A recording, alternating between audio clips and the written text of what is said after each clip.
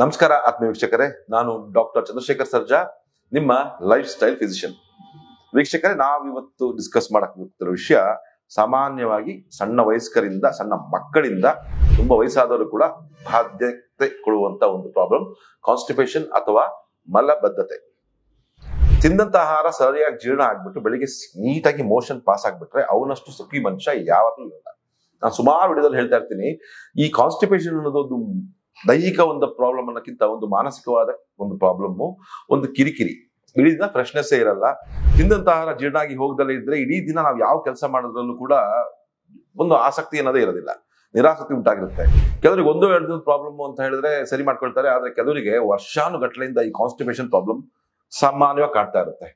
ಈ ಪ್ರಪಂಚದಲ್ಲಿ ಅತಿ ಹೆಚ್ಚು ಸೇಲ್ ಆಗುವಂತ ಒಂದು ಮೆಡಿಸಿನ್ ಅಂತ ಹೇಳಿದ್ರೆ ಈ ಕಾನ್ಸ್ಟಿಪೇಷನ್ ರಿಲೇಟೆಡ್. ಗೋವಾದಲ್ಲಿ ಒಂದು ಫ್ಯಾಕ್ಟ್ರಿಗೆ ಹೋಗಿದ್ದೆ, ಅಲ್ಲಿ ಒಂದು ತಿಂಗಳಿಗೆ ಒಂದು ದೊಡ್ಡ ದೊಡ್ಡ ಟ್ರಕ್ ಗಳಲ್ಲಿ 200-300 ಟ್ರಕ್ ಹೋಗುತ್ತೆ. ಏನಿದು ಹೋಗುತ್ತೆ ಅಂತ ಕೇಳಿದಾಗ, ಇದೊಂದು ಸೈಲಿಯಂ ಹಸ್ಕು, ನಮಗೆ ಇಸಾಬ್ಗೋಲ್ ಅಂತ ಏನ್ ಹೇಳ್ತೀವಿ, ಅದಕ್ಕೆ ಇನ್ನೊಂದು ಮಿಕ್ಸ್ ಮಾಡಿ ಒಂದು ಪ್ರಾಡಕ್ಟ್ ನ ಮಿಕ್ಸ್ ಮಾಡ್ಬಿಟ್ಟು ಅದನ್ನ ಎಕ್ಸ್ಪೋರ್ಟ್ ಮಾಡ್ತಾ ಇದ್ದಾರೆ. ಎಲ್ಲಿಗೆ ಹೋಗುತ್ತೆ ಅಂತ ಕೇಳಿದಾಗ ಸೌತ್ ಆಫ್ರಿಕಾ ಅಂತ ಹೇಳಿದ್ರು. ಒಂದೇ ಕಂಟ್ರಿಗೆ ಇಷ್ಟೊಂದು ಕೋಟಿ ಗಟ್ಲೆ ಬೆಲೆ ಬಾಳುವಂತ ಈ ಟನ್ ಗಟ್ಲೆ ಈ ಒಂದು ಮೆಡಿಸಿನ್ಸ್ ನಮ್ಮ ಇಂಡಿಯಾದಿಂದ ಟ್ರಾನ್ಸ್ಪೋರ್ಟ್ ಆಗ್ತಾ ಇದೆ ಅಂತ ಹೇಳಿದ್ರೆ ಜಸ್ಟ್ ಯೋಚನೆ ಮಾಡಿ ನೋಡಿ, ಒಂದು ಗ್ಲೋಬಲ್ ಮಾರ್ಕೆಟ್ ಎಷ್ಟು ದೊಡ್ಡದಿದೆ ಈ ಕಾನ್ಸ್ಟಿಪೇಷನ್ ರೆಮಿಡಿ ಕೊಡುವಂತ ಮೆಡಿಸಿನ್ಸ್ ಗಳದ್ದು ಅಂತ ಹೇಳಿದ್ರೆ. ಅವ್ರನ್ನ ತಗೊಂಡ ತಕ್ಷಣ ಕ್ಯೂರ್ ಆಗ್ತಿದೆ ಅಂತ ಅಲ್ಲ, ಅವ್ರು ಪದೇ ಪದೇ ತಗೊಳ್ತಾನೆ ಇದ್ದಾರೆ, ಅದಕ್ಕೋಸ್ಕರ ಸೇಲ್ ಆಗ್ತಿದೆ ಅಂತ ಅರ್ಥ. ಅಂದ್ರೆ ಅವ್ರ ಕಾನ್ಸ್ಟಿಪೇಷನ್ ಅದರಿಂದ ಕ್ಯೂರ್ ಆಗ್ತಿದೆ ಅಂತ ಅರ್ಥ ಅಲ್ಲ. ನಾನು ಇಲ್ಲಿ ಇವತ್ತು ಬಂದಿರೋ ಒಂದು ಮುಖ್ಯ ಉದ್ದೇಶ ಏನು ಅಂತ ಹೇಳಿದ್ರೆ, ನಿಮಗೆ ಈ ಕಾನ್ಸ್ಟಿಪೇಷನ್ ಯಾಕೆ ಆಗ್ತಿದೆ ಅಂತ ನೀವು ಅರ್ಥ ಮಾಡ್ಕೊಂಡ್ರೆ ನಿಮ್ಗೆ ಅದಕ್ಕೆ ಪರಿಹಾರ ಬಹಳ ಸುಲಭ ಆಗಿರುತ್ತೆ. ಎಲ್ಲಾ ಕಾನ್ಸ್ಟಿಪೇಷನ್ಗೂ ಒಂದೇ ಕಾರಣ ಅಲ್ಲ, ಬೇರೆ ಬೇರೆ ಕಾರಣ ಆಗುತ್ತೆ. ಸಣ್ಣ ವಯಸ್ಕರಾದ್ರೆ ಒಂದು ಕಾರಣದಿಂದ ಆದ್ರೆ, ಮಧ್ಯ ವಯಸ್ಕರಲ್ಲಿ ಒಂದು ಕಾರಣ ಆಗುತ್ತೆ, ವಯಸ್ಸಾದವರಲ್ಲಿ ಇನ್ನೊಂದು ಕಾರಣದಿಂದ ಈ ಒಂದು ಕಾನ್ಸ್ಟಿಪೇಷನ್ ಪ್ರಾಬ್ಲಮ್ ಬರ್ತಾ ಇರುತ್ತೆ. ಅದರಲ್ಲಿ ನಾನು ಈ 3 ಮುಖ್ಯ ಕಾರಣಗಳು ನಿಮಗೆ ಯಾವ್ದಿಂದ ಬರ್ತಿದೆ ಅಂತ ತಿಳ್ಕೊಳ್ಳಿ ಅಂತ ಹೇಳ್ಬಿಟ್ಟು ಅದಕ್ಕೆ ಯಾವ್ಯಾವ ತರ ಮನೆಮದ್ದುಗಳು ಮಾಡ್ಕೋಬೇಕು, ಅದಕ್ಕೆ ಏನೇನು ಚಿಕಿತ್ಸೆ ಮಾಡಬೇಕು ಅನ್ನೋದನ್ನ ಹೇಳಲಿಕ್ಕೋಸ್ಕರ ನಾನು ಇಲ್ಲಿ ಬಂದಿದ್ದೇನೆ. ವೀಕ್ಷಕರೇ ನೋಡಿ, ಮೊದಲಿಗೆ ನೀವು ನಿಮ್ಮ ಒಂದು ಡೈಜೆಸ್ಟಿವ್ ಸಿಸ್ಟಮ್ನ ಅರ್ಥ ಮಾಡ್ಕೊಳ್ಳಿ. ನಮ್ಮ ದೇಹದಲ್ಲಿ ನಾವು ತಿಂದಂತ ಆಹಾರ ಜೀರ್ಣ ಆಗ್ಬಿಟ್ಟು ಸರಿಯಾಗಿ ಪಚನೆಗೊಂಡು ನಮ್ಮ ಬಾಯಿಂದನೇ ಸ್ಟಾರ್ಟ್ ಆಗುತ್ತೆ ಜೀರ್ಣ ಆಗುವಂಥದ್ದು. ಅದ್ರ ನಂತರ ಹೊಟ್ಟೆಗೆ ಸೇರುತ್ತೆ. ಹೊಟ್ಟೆಯಲ್ಲಿ ಕೆಲವು ಕಿಣ್ವಗಳು, ಕೆಲವು ಆಸಿಡ್ಗಳು, ಕೆಲವೆಲ್ಲ ಸೇರ್ಬಿಟ್ಟು ಆ ಒಂದು ನಾವು ತಿಂದಂತ ಆಹಾರದಲ್ಲಿರುವಂತ ಕಾರ್ಬೋಹೈಡ್ರೇಟು, ಪ್ರೋಟೀನು ಮತ್ತೆ ಈ ಫ್ಯಾಟ್ಸ್ ಅಥವಾ ಕೊಬ್ಬಿನ ಅಂಶ ಬೇರ್ಪಡಾಗುತ್ತೆ. ಅದಾದ ನಂತರ ನಮ್ಮ ಸಣ್ಣ ಕರಳಿಗೆ ಹೋಗುತ್ತೆ. ಸಣ್ಣ ಕರಳಿನಲ್ಲಿ ಕೆಲವು ಪ್ಯಾಂಕ್ರಿಯಾಸ್ ಇಂದ ಮತ್ತು ಕೆಲವು ಇದರಿಂದ ಡೈಜೆಸ್ಟಿವ್ ಎನ್ಸೈಮ್ಸ್, ಕಿಣ್ವಗಳು ಉತ್ಪಾದನೆ ಆಗ್ತವೆ.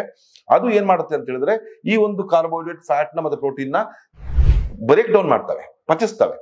ನಂತರ ಅದು ದಹನಗೊಳಕ್ ಸ್ಟಾರ್ಟ್ ಆಗುತ್ತೆ, ಪ್ರೊಡ್ಯೂಸ್ ಆಗಿ ಸ್ಟಾರ್ಟ್ ಆಗುತ್ತೆ. ನಮ್ಮ ದೇಹಕ್ಕೆ ನಮಗೆ ಎನರ್ಜಿ ಸಿಗ್ಲಿಕ್ಕೆ, ಪೋಷಕಾಂಶಗಳನ್ನ ತೆಗೆದುಕೊಳ್ಳಲಿಕ್ಕೆ, ಹೀರ್ಕೊಳ್ಳಲಿಕ್ಕೆ ಈ ಸಣ್ಣ ಕರಳು ಸಹಾಯ ಮಾಡುತ್ತೆ.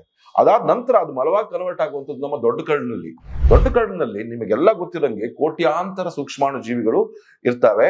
ಆ ಕೋಟ್ಯಾಂತರ ಸೂಕ್ಷ್ಮಾಣು ಜೀವಿಗಳು ಈ ಒಂದು ಆಹಾರದಲ್ಲಿ ಇರುವಂತಹ ಎಲ್ಲ ತ್ಯಾಜ್ಯ ವಸ್ತುಗಳನ್ನು ತೆಗೆದುಬಿಟ್ಟು ಅದನ್ನ ಮಲವಾಗಿ ಕನ್ವರ್ಟ್ ಮಾಡಿಬಿಟ್ಟು ದೇಹದಿಂದ ಹೊರಗಡೆ ಕಳಿಸುವಂತ ಕೆಲಸವನ್ನ ಮಾಡ್ತವೆ. ಸೊ ಇಷ್ಟು ಪ್ರೋಸೆಸ್ ಇರುತ್ತೆ. ನಾವು ಬರೀ ಕೇವಲ ಬಾಯಿಂದ ಹಿಡಿದು ಗುದದ್ವಾರ ತನಕ ಒಂದು ಟ್ಯೂಬ್ ಅದು ನಾವು ತಿಂದಂತ ಆಹಾರ ಜೀರ್ಣ ಮಾಡಿ ಕಳ್ಸಕ್ಕೆ ಅಂತ ಅನ್ಕೊಂಡಿದ್ರೆ ಅದು ತಪ್ಪು. ಯಾಕಂತ ಹೇಳಿದ್ರೆ ನಮ್ಮ ದೊಡ್ಡ ಕರಳಿನಲ್ಲಿ ಈ ಕೋಟ್ಯಾಂತರ ಸೂಕ್ಷ್ಮಾಣು ಜೀವಿಗಳು ಏನು ಫಲಿಸ್ತವೆ, ಇವು ಉತ್ಪಾದನೆ ಮಾಡುವಂತ ಕೆಮಿಕಲ್ಸ್, ಅದರಿಂದಾನೇ ಈ ಒಂದು ನಮ್ಮ ದೇಹದಿಂದ ಈ ಮಲ ಹೊರಗಡೆ ಪಾಸ್ ಆಗುವಂಥದ್ದು. ಇದಕ್ಕೆ ಒಂದು ಕಂಪನ ಅಂತ ಹೇಳ್ತೀವಿ, ಪೆರಿಸ್ಟಾಲಸಿಸ್ ಮೂವ್ಮೆಂಟ್ ಅಂತ, ಒಂದು ಹಾವು ತರದ ಒಂದು ಚಲನೆ. ಈ ಚಲನೆ ಸರಿಯಾಗಿ ಇದ್ದಾಗ ನಮ್ಮ ತಿಂದಂತ ಆಹಾರ ಜೀರ್ಣ ಆಗಿ ಹೋಗುತ್ತೆ. ಈ ಚಲನೆ ಏನಾದ್ರು ಫಾಸ್ಟ್ ಆಗಾದ್ರೆ ಬೇಗ ತಿಂದಂತ ಆಹಾರ ಜೀರ್ಣ ಆಗದರೆ ಅರ್ಧಂಬರ್ಧ ಜೀರ್ಣ ಆಗ್ಬಿಟ್ಟು ಬೇಗ ಹೋಗುತ್ತೆ. ಅದಕ್ಕೆ ನಾವು ಲೂಸ್ ಮೋಷನ್ ಅಥವಾ ಡಯರಿಯಾ ಅಂತ ಹೇಳ್ತೀವಿ.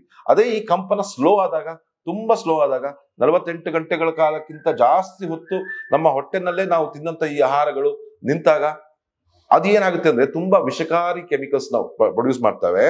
ಅದರಿಂದ ಬೇರೆ ಬೇರೆ ಪ್ರಾಬ್ಲಮ್ಗಳು ಬರ್ತವೆ. ಜೊತೆಗೆ ಈ ಕಾನ್ಸ್ಟಿಪೇಷನ್ ಪ್ರಾಬ್ಲಮ್ ಇಂದ ಸಾವಿರಾರು ಕಾಯಿಲೆಗಳು ಹುಟ್ಕೊಳ್ತವೆ.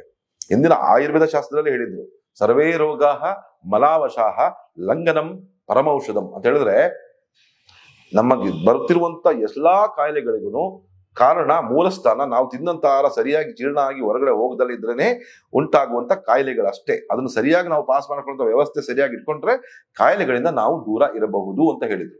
ಇತ್ತೀಚೆಗೆ ಸಂಶೋಧಕರು ಅದನ್ನ ಪ್ರೂವ್ ಮಾಡ್ತಾ ಇದ್ದಾರೆ. 5,000 ವರ್ಷ ಹಿಂದೆ ಹೇಳಿದ್ದ ಒಂದು ಸಿಸ್ಟಮ್ ನ ಈಗ ಹೇಳ್ತಾ ಇದ್ದಾರೆ ಅಂದ್ರೆ ಜಸ್ಟ್ ಇಮ್ಯಾಜಿನ್ ಮಾಡ್ಕೊಳ್ಳಿ ಈ ಒಂದು ಕ್ರಿಯೆ ಎಷ್ಟು ಬಹಳ ಮುಖ್ಯ ಅಂತ ಹೇಳ್ಬಿಟ್ಟು. ಸೊ ನಾನಿವಾಗ 3 ಕಾರಣಗಳಿದೆ ಅಂತ ಹೇಳಿದೆ. ಅದರಲ್ಲಿ ಮೊದಲನೇ ಕಾರಣ ಅಥವಾ ಬಹಳ ಮುಖ್ಯವಾದ ಕಾರಣ ಅಂತ ಹೇಳಿದ್ರೆ ನಮ್ಮ ದೇಹದಲ್ಲಿ ಇರುವಂತ ಅಜೀರ್ಣ ಅಥವಾ ಹೈಪೋ ಅಸಿಡಿಟಿ. ನೋಡಿ, ಮಂದಾಗ್ನಿ ಅಂತ ಹೇಳಿ ಕರೀತಾರೆ. ತಿಂದಂತ ಆಹಾರ ಜೀರ್ಣ ಆಗ್ಬೇಕು, ಅಗ್ನಿ ಸರಿಯಾಗಿರ್ಬೇಕು. ನಮ್ಮ ಅಗ್ನಿಯ ಪ್ರಚೋದನೆ ಸರಿಯಾಗಿದ್ರೆ ಮಾತ್ರ ತಿಂದಂತ ಆಹಾರ ಜೀರ್ಣ ಆಗುತ್ತೆ. ಫಾರ್ ಎಕ್ಸಾಂಪಲ್, ನೀವು ಇಷ್ಟಪಟ್ಟಂತ ಆಹಾರ ಅದು ಏನೇ ಆಗಿರ್ಬೋದು, ಒಂದು ಫ್ರೂಟ್ ಸಲಾಡ್ ಆಗಿರ್ಬೋದು, ಒಂದು ಬಿರಿಯಾನಿನೇ ಆಗಿರ್ಬೋದು, ಇನ್ನೊಂದೇ ಇರ್ಬೋದು, ಅಡುಗೆ ಮನೇಲಿ ಹಂಗೆ ಬಿದ್ದಿದ್ರೆ ಒಂದೇ ಕಡೆ ಇಟ್ಟಿದ್ರೆ ಮುಚ್ಚಿಬಿಟ್ಟು ಅದೊಂದು 3-4 ದಿನದಲ್ಲಿ ಕೊಳ್ತು ಹೋಗ್ಬಿಡುತ್ತೆ, ಕೆಟ್ಟ ಕೆಟ್ಟ ಸ್ಮೆಲ್ ಬರಕ್ ಶುರು ಆಗುತ್ತೆ.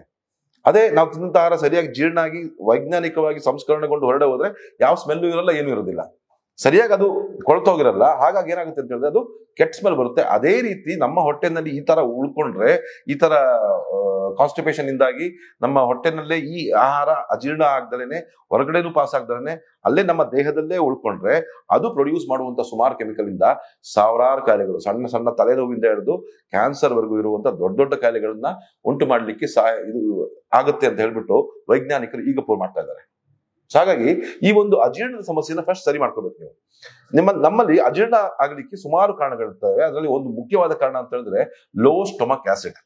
ನೋಡಿ, ನಿಮ್ಮಲ್ಲಿ ಈಗ ತಿಂದ ತಕ್ಷಣ, ಈಗ ಪ್ರೋಟೀನ್ಸ್ ತಿಂದ ತಕ್ಷಣ, ಕಾಳುಗಳು ತಿಂದ ತಕ್ಷಣ, ನಾನ್ ವೆಜ್ ತಿಂದ ತಕ್ಷಣ, ಮೊಟ್ಟೆ, ಚಿಕನ್, ಮೀನು ಮಾಂಸ ಇದೆ ತಿಂದ ತಕ್ಷಣ, ಸ್ವಲ್ಪ ಹಾರ್ಡ್ ಆಗಿರೋ ರೊಟ್ಟಿ ಗಿಟ್ಟಿ ತಿಂದ ತಕ್ಷಣ ನಿಮಗೆ ಹೊಟ್ಟೆಲೆ ಉಬ್ಬರಿಸ್ದಂಗ ಆಗುತ್ತೆ, ಹೊಟ್ಟೆಲೆ ಕಟ್ಕೊಳ್ತಾ ಇದೆ, ಜೊತೆಗೆ ನಿಮಗೆ ಈ ಮೋಷನ್ ಸರಿಯಾಗಿ ಪಾಸ್ ಆಗ್ತಾ ಇಲ್ಲ, ಕೂಲು ಉದುರ್ತಾ ಇದೆ, ಜೊತೆಗೆ ಮಸಲ್ಸ್ ಎಲ್ಲ ವೀಕ್ ಆಗ್ತಾ ಇದೆ, ತಿನ್ನಂತ ಆಹಾರ ಜೀರ್ಣ ಆಗಿದ್ದು ನಮ್ಮ ದೇಹಕ್ಕೆ ಹೋಗ್ತಾ ಇಲ್ಲ, ಬಾಡಿ ವೇಟ್ ಲಾಸ್ ಆಗ್ತಿದೆ ಅಂತ ಹೇಳಿದಾಗ 100% ನೀವು ಅಂದ್ಕೋಬೇಕಾಗಿರೋದು ನಿಮ್ಮ ಹೊಟ್ಟೆನಲ್ಲಿ ಸರಿಯಾದ ಆಸಿಡ್ ನ ಪ್ರೊಡಕ್ಷನ್ ಆಗ್ತಾ ಇಲ್ಲ ಅಂತ.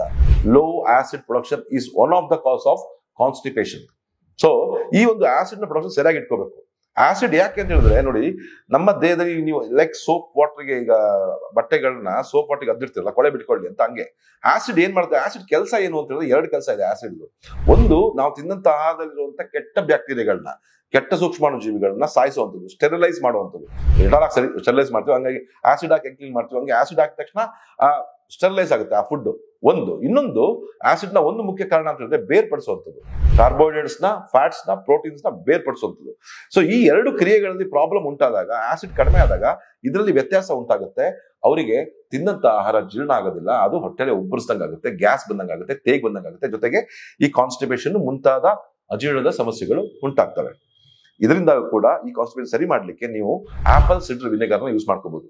ಆಪಲ್ ಸಿಡರ್ ವಿನೆಗಾರ್ನ 1 ಚಮಚದಷ್ಟು ನೀವು ಊಟಕ್ಕಿಂತ ಮುಂಚೆ 1 ಗ್ಲಾಸ್ ನೀರಿನಲ್ಲಿ ಹಾಕಿ ಅದನ್ನ ಕುಡಿದ್ಬಿಟ್ಟು ನಂತರ ಊಟವನ್ನು ಮಾಡಿದಾಗ ನಿಮ್ಮ ತಿನ್ನಂತ ಆಹಾರ ಜೀರ್ಣ ಆಗುತ್ತೆ, ಈಸಿಯಾಗಿ ಪಾಸ್ ಆಗಕ್ಕೆ ಸಹಾಯವನ್ನು ಮಾಡುತ್ತೆ. ಎರಡನೇ ಒಂದು ಕಾರಣ ನಾನು ಹೇಳಿದ್ದು ಅಂತ ಹೇಳಿದ್ರೆ, ಈ ಸಣ್ಣ ಕರಡಿಗೆ ಹೋಗುತ್ತೆ. ಈಗ ಹೊಟ್ಟೆದಾಯ್ತು, ಇವಾಗ ಸಣ್ಣ ಕರಡಿಗೆ ಹೋಯ್ತು ಈಗ ಫುಡ್, ಅದಕ್ಕೆ ಏನ್ ಬೇಕು ಇವಾಗ? Digestive enzymes. ನಮ್ಮ ಪ್ಯಾಂಕ್ರಿಯಾಸ್ ನಲ್ಲಿ, ನಮ್ಮ ಮೇದೋಜ್ಜರಿಕ ಗ್ರಂಥಿಯಲ್ಲಿ 3 ಎನ್ಸೈಮ್ಸ್ ಗಳು ಉತ್ಪಾದನೆ ಆಗ್ತವೆ. ಅದು ಪ್ಯಾಂಕ್ರಿಯಾಟಿಕ್ ಅಮೈಲೇಸ್, ಪ್ಯಾಂಕ್ರಿಯಾಟಿಕ್ ಲೈಪೇಸ್ ಮತ್ತು ಪ್ರೋಟಿಯೇಸ್. ಈ ಪ್ರೋಟಿಯೇಸ್, ಅಮೈಲೇಸ್ ಮತ್ತು ಲೈಪೇಸ್ ಕಾರ್ಬೋಹೈಡ್ರೇಟ್, ಫ್ಯಾಟ್ಸ್, ಪ್ರೋಟೀನ್ಸ್, ಈ 3ನ್ನು ಜೀರ್ಣ ಮಾಡ್ಲಿಕ್ಕೆ ಸಪರೇಟ್ ಮಾಡ್ಬಿಟ್ಟು ಸಪರೇಟ್ ಆಗಿ ಜೀರ್ಣ ಮಾಡಿ ಹೊರಡೆ ಕಳಿಸಿ ಸಹಾಯ ಮಾಡ್ತವೆ. ವಯಸ್ಸಾಗ್ತಾ ಏನಾಗುತ್ತೆ ಅಂತ ಹೇಳಿದ್ರೆ, ಈ ಒಂದು ಜೀರ್ಣಾಂಗ ವ್ಯವಸ್ಥೆಯಲ್ಲಿ ಉಂಟಾಗುವಂತ ಈ ರಸಗಳ ಉತ್ಪಾದನೆ ಕಡಿಮೆ ಆಗೋಗ್ಬಿಡುತ್ತೆ. ಸುಮಾರು ಜನ ಕಂಪ್ಲೇಂಟ್ ಮಾಡ್ತಾ ಇರ್ತಾರೆ ನೋಡಿ, 50 ವಯಸ್ಸಾದ್ಮೇಲೆ ಕೆಲವರು ನಾನ್ ವೆಜ್ ಬಿಟ್ಬಿಡ್ತಾರೆ, ಜೀರ್ಣ ಆಗ್ತಾ ಇಲ್ಲ ಅಂತ ಹೇಳ್ತಾರೆ. ಕೆಲವರು ಫ್ಯಾಟ್ ಐಟಮ್ಸ್ ಬಿಟ್ಬಿಡ್ತಾರೆ, ಜೀರ್ಣ ಆಗ್ತಾ ಇಲ್ಲ. ಹೆವಿ ಫುಡ್ ತಿಂತಾ ಇಲ್ಲ, ಇಷ್ಟೇ ಅನ್ನ, ಇಷ್ಟೇ ಸರ್ ತಿನ್ನೋದೇ ಇಷ್ಟು ಸರ್, ಅದು ಹೋಗಲ್ಲ ಮೋಷನ್ಗೆ ಅಂತ ಹೇಳ್ತಾರೆ. ಯಾಕಂತ ಹೇಳಿದ್ರೆ ಅವರಿಗೆ ಈ ಒಂದು ಜೀರ್ಣ ಕ್ರಿಯೆಯಲ್ಲಿ ಉಂಟಾಗ್ತಿರುವಂತಹ ಈ ಎನ್ಸೈಮ್ಸ್ ಡೆಫಿಷಿಯನ್ಸಿ ಕಾರಣ. ಸೊ ಈ ಡೆಫಿಷಿಯನ್ಸಿ ಇದ್ದಾಗ ಅದನ್ನ ಪ್ರಚೋದನೆ ಪಡಿಸೋಕೆ ಒಂದು ಟೆಕ್ನಿಕ್ ಇದೆ. ಅದಕ್ಕಿಂತ ಬಹಳ ಮುಖ್ಯವಾಗಿ ಈ ನೀವು ಡೈಜೆಸ್ಟಿವ್ ಎನ್ಸೈಮ್ಸ್ ತಗೊಳ್ಳುವಂಥದ್ದು. ಡೈಜೆಸ್ಟಿವ್ ಎನ್ಸೈಮ್ಸ್ ನಿಮಗೆ ಮಾರ್ಕೆಟ್ ಅಲ್ಲಿ ಸಿಗುತ್ತೆ ಸುಮಾರು ಡೈಜೆಸ್ಟಿವ್ ಎನ್ಸೈಮ್ಸ್ ಅಂತ ಹೇಳ್ಬಿಟ್ಟು, ಅದರಲ್ಲಿ ಇಷ್ಟು ಯೂನಿಟ್ಸ್ ಆಫ್ ಪ್ರೋಟಿಯೇಸು, ಲೈಪೇಸು, ಅಮೈಲೇಸು ಇರುವಂತ ಡೈಜೆಸ್ಟಿವ್ ಎನ್ಸೈಮ್ ಸಿಗುತ್ತೆ. ಆ ಎನ್ಸೈಮ್ಸ್ ನ ನೀವು ಹೊರಗಡೆಯಿಂದ ತಗೊಳ್ಳೋದ್ರಿಂದ ನಿಮಗೆ ಡೈಜೆಷನ್ ಚೆನ್ನಾಗುತ್ತೆ. ನೋಡಿ, ತಪ್ಪೇನೂ ಇಲ್ಲ. ಯಾಕಂತ ಹೇಳಿದ್ರೆ ನಮ್ಮ ದೇಹದಲ್ಲಿ ಉತ್ಪಾದನೆ ಆಗ್ತಾ ಇಲ್ಲ, ವಯಸ್ಸಾಗ್ತಾ ಕೊರತೆ ಉಂಟಾಗಿದೆ. ಅದು ಮುಂದೊಂದು ದಿವಸ ಸರಿ ಆಗ್ಬೇಕು ಅಂದ್ರೆ ಈ ಸ್ವಲ್ಪ ದಿನ ನಾವು ಡೈಜೆಸ್ಟಿವ್ ಎನ್ಸೈಮ್ಸ್ ತಗೊಂಡು ಅದನ್ನ ಜೀರ್ಣಕ್ರಿಯೆ ಮಾಡಿಕೊಂಡು ನಮ್ಮ ಮೋಷನ್ ಸೀದಾಗಿ ಪಾಸ್ ಮಾಡುವಂತ ಒಂದು ಇದನ್ನ ಹೋಗೋದ್ರಲ್ಲಿ ಯಾವ ತೊಂದರೆಗಳು ಇಲ್ಲ. ಆದ್ರೆ ಕೆಲವು ನ್ಯಾಚುರಲ್ ಟೆಕ್ನಿಕ್ಸ್ ಅಲ್ಲೂ ಕೂಡ ನೀವು ಇದನ್ನ ಒಂದು ಡೈಜೆಸ್ಟಿವ್ ಎನ್ಸೈಮ್ಸ್ ಜಾಸ್ತಿ ಮಾಡಬಹುದು. ಒಂದ್ ಹೆಂಗೆ ಅಂತ ಹೇಳಿದ್ರೆ, ತುಂಬಾ ಅಗಿಯುವಂಥದ್ದು. ನಮ್ಮ ಸಲವೇರಿ ಅಮೈಲೇಸ್ ಇದೆ, ಈ ಡೈಜೆಸ್ಟಿವ್ ಎನ್ಸೈಮ್, ಅದು ಒಂದು ಡೈಜೆಸ್ಟಿವ್ ಎನ್ಸೈಮೇ.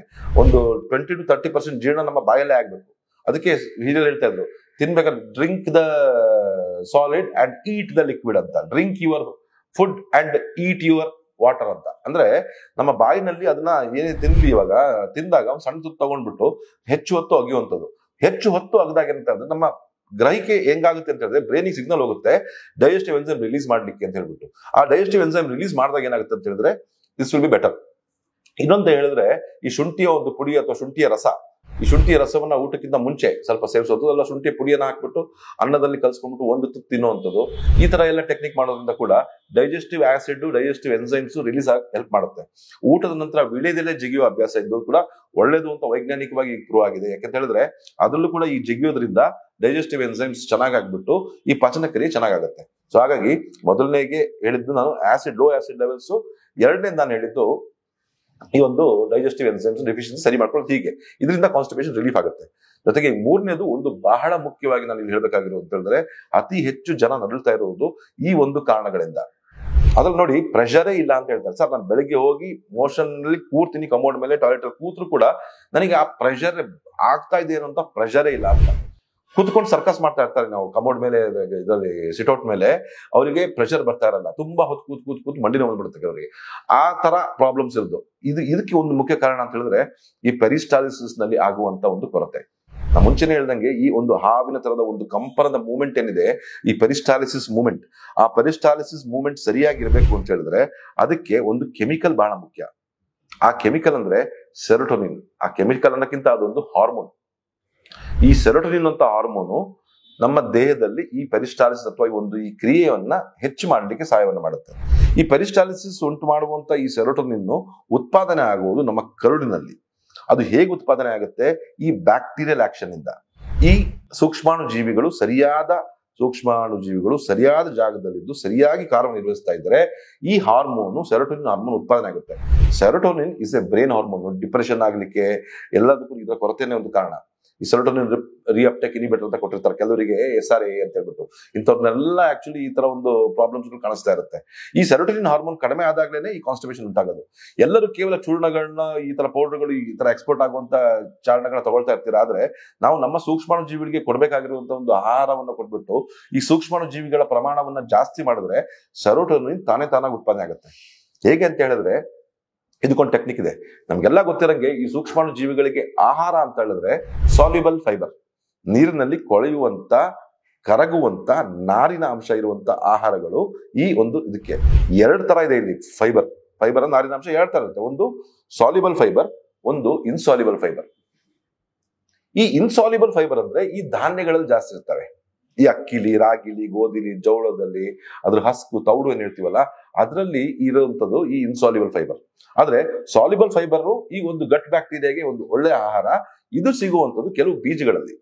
ಅದಕ್ಕೆ ಒಂದು ಟೆಕ್ನಿಕ್ ಏನಿದೆ ಅಂತ ಹೇಳಿದ್ರೆ, ನೀವು ಒಂದು ಚಮಚದಷ್ಟು ಈ ಒಂದು ಫ್ಲಾಕ್ಸ್ ಸೀಡ್ಸ್ ಅಥವಾ ಅಗಸೆ ಬೀಜವನ್ನು ತಗೊಳ್ಳಿ, ಒಂದು ಚಮಚದಷ್ಟು ಎಳ್ಳನ್ನು ತಗೊಳ್ಳಿ, ಒಂದು ಚಮಚದಷ್ಟು ಮೆಂತ್ಯವನ್ನು ತಗೊಳ್ಳಿ. ಈ ಮೂರನ್ನು ನೆನೆ ಹಾಕಿದಾಗ ಏನಾಗುತ್ತೆ ಅಂದ್ರೆ ಒಳ್ಳೆ ನಿಮಗೆ ಇದು ಸಿಗುತ್ತೆ, ಎಂತದ್ದು ಸಾಲ್ಯುಬಲ್ ಫೈಬರ್ ಸಿಗುತ್ತೆ. ನೆನೆ ಹಾಕ್ಬಿಟ್ಟು ಅದನ್ನ ಮಜ್ಜಿಗೆಯೊಂದಿಗೆ ಚೆನ್ನಾಗಿ ಮಿಕ್ಸಿ ಮಾಡಿ, ಗ್ರೈಂಡ್ ಮಾಡಿ, ಒಂಥರ ಮಜ್ಜಿಗೆ ಜೊತೆಗೆ ಅಗಸೆ ಬೀಜ, ಮೆಂತ್ಯದ ಕಾಳುಗಳು ಮತ್ತು ಎಳ್ಳು, ಈ ಮೂರನ್ನು ಪುಡಿ ಮಾಡ್ಬಿಟ್ಟು ಅದನ್ನ ಒಂದು ಮಜ್ಜಿಗೆಯಲ್ಲಿ ಹಾಕೊಂಡು ಒಂದು ಡಬ್ಬದಲ್ಲಿ ಹಾಕಿಟ್ಕೊಳ್ಳಿ. ಆ ಪುಡಿನ, ಮಿಶ್ರಣವನ್ನ ಒಂದು ವಾರಕ್ಕಾಗಷ್ಟು ಮಾಡಿಟ್ಕೊಳ್ಳಿ. ಹೆಂಗಾದ್ರೂ ಆಗ್ಲಿ ಈ ಮೂರು ಸೇರ್ಬಿಟ್ಟು ಒಂದು ಸ್ಪೂನ್ ನಿಮ್ ದೇಹದ ಒಳಗಡೆ ಹೋಗ್ಬೇಕು. ಒಂದು ದಿನಕ್ಕೆ 1 ಅಥವಾ 2 ಸ್ಪೂನ್ ತಗೊಂಡು ಹೋಗಿ ತೊಂದರೆ ಏನಿಲ್ಲ. ದಿನ ಸೇವಿಸ್ತಾ ಬನ್ನಿ. ಒಂದು ವಾರದಿಂದ ಒಂದು 15 ದಿನ ಮಾಡ್ತಾ ಬಂದಾಗಲೇ ಸಾಲ್ಯುಬಲ್ ಫೈಬರ್ ಜಾಸ್ತಿ ಆಗ್ತಾ ಹೋಗುತ್ತೆ, ಈ ಬ್ಯಾಕ್ಟೀರಿಯಾಗಳು ಜಾಸ್ತಿ ಆಗ್ತಾ ಹೋಗ್ತವೆ. ಮಜ್ಜಿಗೆಯಲ್ಲಿ ಆಲ್ರೆಡಿ ಈ ಒಂದು ಸಾಲ್ಯುಬಲ್ ಫೈಬರ್ ಬೇಕಾಗಿರುವಂತ ಬ್ಯಾಕ್ಟೀರಿಯಾಗಳು ಅದರಲ್ಲೇ ಇರುತ್ತೆ. It's A fermented probiotic food ಅಲ್ವಾ, ಅದರಲ್ಲೇ ಇರುತ್ತೆ. ಅದ್ರ ಜೊತೆಗೆ ನೀವು ತಗೊಳ್ತಾ ಬರೋದ್ರಿಂದ ಈ ಬ್ಯಾಕ್ಟೀರಿಯಾಗಳು ಡೆವಲಪ್ ಆಗ್ತಾ ಒಂದು. ಎರಡನೇದಾಗಿ ಇನ್ನೊಂದು ಸಾಲ್ಯುಬಲ್ ಫೈಬರ್ ಬಹಳ ಮುಖ್ಯವಾಗಿರೋದು ಅಂತ ಹೇಳಿದ್ರೆ ಬೆಂಡೆಕಾಯಿನಲ್ಲಿ. ಈ ಬೆಂಡೆಕಾಯಿನ ಸಣ್ಣ ಸಣ್ಣ ಕಟ್ ಮಾಡಿ, 1 ಅಥವಾ 2 ಬೆಂಡೆಕಾಯಿ ತಗೊಂಡು ಕಟ್ ಮಾಡ್ಬಿಟ್ಟು ಬೆಳಿಗ್ಗೆ ಅದನ್ನ ನೀರಿಗೆ ಹಾಕ್ಬಿಡಿ, ಉಗುರು ಬೆಚ್ಚ ನೀರಲ್ಲಿ ಹಾಕ್ಬಿಡಿ, ರಾತ್ರಿ ತನಕ ಹಂಗೆ ಬಿಡಿ. ರಾತ್ರಿ ಊಟ ಮಾಡಿದ ನಂತರ ಆ ಬೆಂಡೆಕಾಯಿನ ತೆಗೆದು ಹೊರಗಡೆ ಬಿಸಾಕಿ, ಅದು ಲೋಳೆ ಆಗಿರುವಂತ ನೀರು ಮಾತ್ರ ಇಟ್ಕೊಂಡು, ಗಟ್ಟಿ ಲೋಳೆ ಆಗಿರುತ್ತೆ ಆ ನೀರು, ಆ ನೀರನ್ನ ಕುಡೀರಿ ನೈಟ್ ಮಲಗೋಕ್ಕಿಂತ ಮುಂಚೆ. ಅದು ಮಾಡಿದಾಗ ಕೂಡ ನಿಮಗೆ ಒಳ್ಳೆ ಸಾಲ್ಯುಬಲ್ ಫೈಬರ್ ಸಿಗುತ್ತೆ ನಿಮ್ಮ ದೇಹಕ್ಕೆ. ಈ ಎಲ್ಲಾ ಟೆಕ್ನಿಕ್ಗಳನ್ನ ಮಾಡಿ ನೋಡಿ. ಈಗ ನಿಮಗೆ ಈ ಜೀರ್ಣ ಸಮಸ್ಯೆ ಪ್ರಾಬ್ಲಮ್ ಇದ್ರೆ ಅದನ್ನ ಸರಿ ಮಾಡ್ಕೊಳ್ಳಿ, ಒಳ್ಳೆ ಬ್ಯಾಕ್ಟೀರಿಯಾಗಳನ್ನ ಜಾಸ್ತಿ ಮಾಡಿ, ಸಾಧ್ಯವಾದ್ರೆ ಒಳ್ಳೆ ಪ್ರೋಬಯೋಟಿಕ್ ಸ್ಟ್ರೇನ್ಸ್ ಕೂಡ ತಗೋಬಹುದು, ಒಳ್ಳೆ ಡೈಜೆಸ್ಟಿವ್ ಎನ್ಸೈಮ್ಸ್ ನ ಕೂಡ ನೀವು ಮಾರ್ಕೆಟ್ ನಲ್ಲಿ ಅವೈಲೇಬಲ್ ಇದೆ, ತರಿಸ್ಕೊಂಡು ಅದನ್ನ ತಗೊಳ್ಳೋದ್ರಿಂದ ಕೂಡ ನಿಮಗೆ ಈ ಕಾನ್ಸ್ಟಿಪೇಷನ್ ಪ್ರಾಬ್ಲಮ್ ಲೈಫ್ ನಲ್ಲಿ ಮತ್ತೆ ಬರಲ್ಲ. ನೀಟಾಗಿ ನಿಮ್ಮ ತಿಂದಂತ ಆಹಾರ ಜೀರ್ಣವಾಗಿ ಸರಾಗವಾಗಿ ಪಾಸ್ ಆಗ್ಲಿಕ್ಕೆ ಹೆಲ್ಪ್ ಮಾಡುತ್ತೆ. ಈ ಎಲ್ಲಾ ಮನೆಗದ್ದುಗಳು ಕೂಡ 1 ದಿನ 2 ದಿನಕ್ಕೆ ಆಗುವಂತದ್ದಲ್ಲ. ಸ್ವಲ್ಪ ದಿನ ಮಾಡಿದ ನಂತರ ನಿಮಗೆ ಎಫೆಕ್ಟ್ ಗೊತ್ತಾಗುತ್ತೆ. ಖಂಡಿತವಾಗ್ಲೂ ಇದನ್ನ ಟ್ರೈ ಮಾಡಿ, ಬೇರೆ ಬೇರೆ ಪ್ರಾಬ್ಲಮ್ ಇಂದ ಬರೋದ್ರಿಂದ ಮುಕ್ತಿ ಹೊಂದಬಹುದು. ಇದೇ ತರ ಮತ್ತೊಂದು ವಿಡಿಯೋ ಒಂದಿಗೆ ನಿಮ್ಮನ್ನ ಭೇಟಿ ಆಗ್ತೇನೆ. ಅಲ್ಲಿವರೆಗೂ ನಮಸ್ಕಾರ.